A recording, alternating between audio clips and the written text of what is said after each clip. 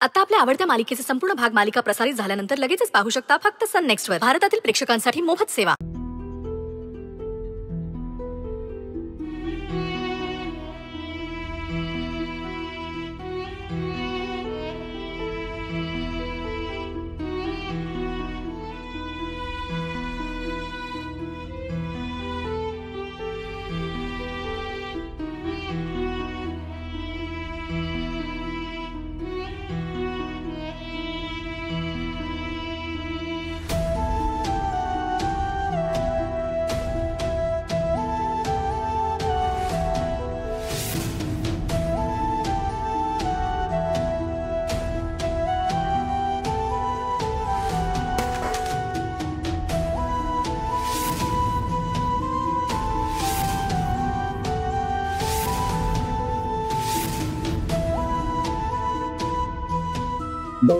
तुझ्या गिरदारची होणारी बायको लग्नात पळून गेली आणि मग त्यानंतर तिच्या बहिणीने कॉम्प्रोमाइज म्हणून ग्रेट साईने देवांश बरोबर लग्न करून त्याच्यावर उपकार केले. वाव.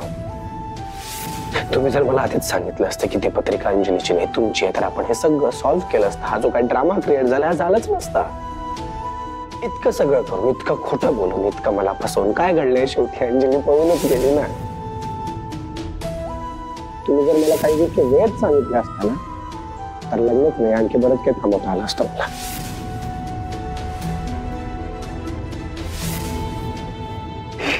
इतका विश्वास ठेवला तुमच्यावर आणि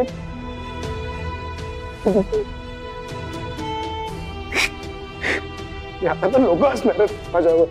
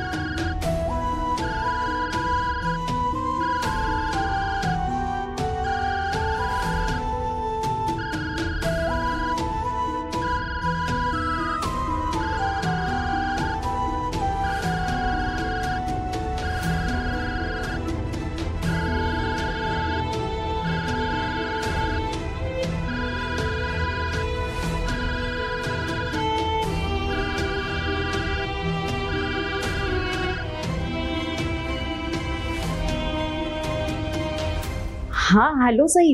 बाळा कशी आहेस ग तू? अगं रोज सकाळी उठल्यावर ना तुला बघण्याची ऐकण्याची सवय होती ना मला आणि आज सकाळी बघते तर तू समोर नाहीस. मग एकदम कसं तरी वाटायला लागलं ग. घर असं रिकामं रिकामं वाटायला लागलं बघ.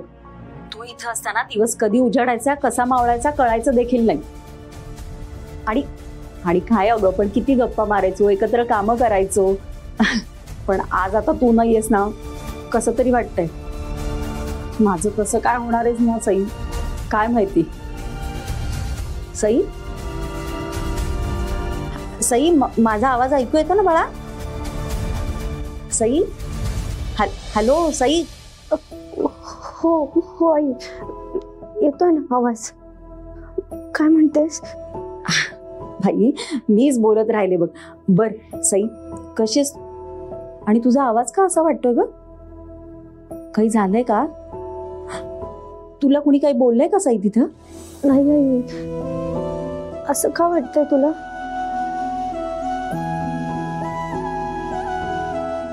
आजी काळजी करू नको आई. इथे सगळं काही ठीक आहे व्यवस्थित आहे. आई तू तुझी काळजी घेत जा कारण आता तिथे तुझी काळजी घ्यायला मी नसणार आहे. त्यामुळे गोळ्या वेळेवर घेत जा आराम करत जा. हे बघ तसं मी मामाला सांगून ठेवलंय. तो ठेवेलच तुझ्यावर लक्ष पण तरी सुद्धा. आणि तू जर गोळ्या घ्यायचं विसरलीस तर मला लगेच कळेल ना. सई, अगं किती काळजी करशील माझी. माझी काळजी घ्यायला तुझा मामा आहे इथे, वरूनचाही फोन असतो. सई, तू फक्त स्वतःची काळजी घे, देवांश्रावांची काळजी घे आणि संसाराकडे नीट लक्ष दे. आणि माझी खात्री, तू तुझ्या सासरकडच्या लोकांना आनंदात ठेवशील. वंस, वंस. वहिनी, होतच आलाय, मी देते तुला. हॅलो आई, मामी खूप त्रास देत असेल ना तुला आता तिथे? नाही ग, ती कशाला त्रास देईल मला.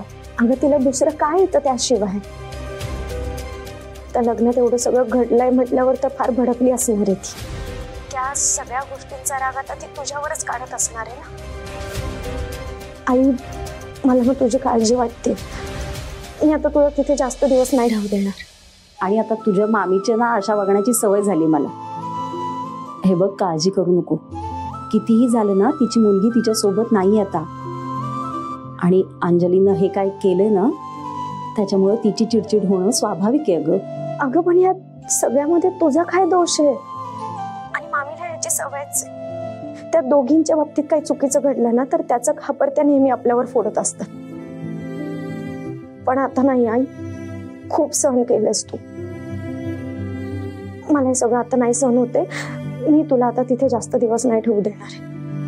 तुला लवकरात लवकर मामीच्या घरातून बाहेर काढण्यासाठी ना मी काहीतरी सोय करते.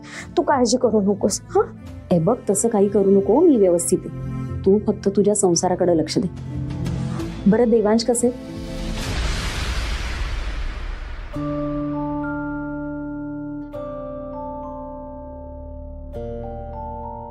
बरेत. जरा दे ना फोन, बोलते त्यांच्याशी. आई, ते झोपलेत. काल जरा जास्त दगदग झाली ना त्यांची, दमलेत ते. बरं, ठीक आहे, मी बोलेन त्यांच्याशी नंतर. काळजी घे. हो, आणि काळजी घे.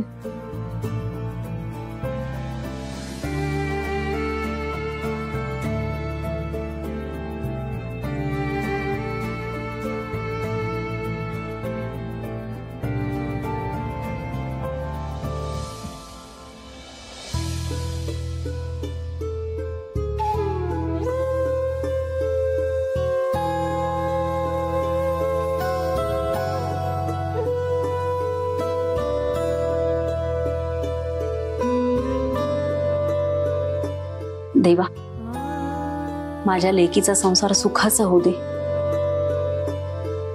तुला तर माहितीये